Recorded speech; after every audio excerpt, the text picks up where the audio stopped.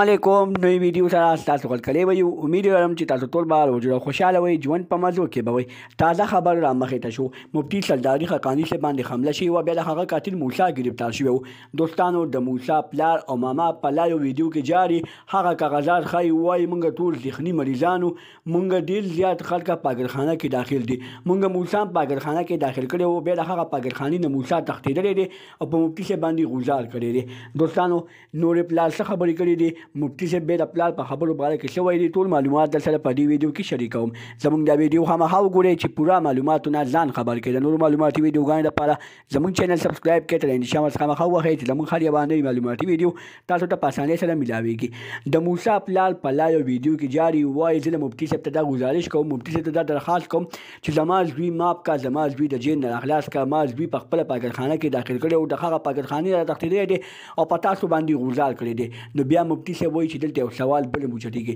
چې په ما یې غوزار کوو په بل چا ولې غوزار نه کوو هغه ته غټ مجلس تاسو ما بیان وکړو زه سټیج نه راکوز شوم او ده په ما باندې ډایرکټ په چاقو باندې غوزار وکړو ولې هلته په بل چا باندې غوزار نه شو کولی خالي زه ده تاګې کړی وم چې په ما باندې به غوزار کوي نو بیا مفتي صاحب ویلي چې ما د دې خبرې جواب راکړه چې زوی دې خالي په ما باندې غوزار کړی په نورو خلکو یې غوزار نه دی کړی او بیا په هغه غوزار داسې راګرېدلی دی چې ډېر ښه غوزار یې کړی په ما باندې د قتل غوزار کړی دی خو ما ته هغه غوزار الله تعالی نه دی رارسولی او دلته نه الله تعالی بچ کړی یم دوستانو د دې باره کې به د هغې پلان څه وایي ټول معلومات به سبا بله ویډیو کې شریکوم تر اوسه زموږ د ویډیو تاسو خامخا کتلې به وي زموږ ویډیو تاسو لایک کړئ کمنټ کړئ خپله رایې وکړئ او د نورو معلوماتي ویډیوګانو لپاره زموږ چینل سبسکرایب کړئ تر انشاءالله خامخا وښیئ چې زموږ هر یوه نوې معلوماتي ویډیو تاسو ته په اسانۍ سره میلاویږي والسلام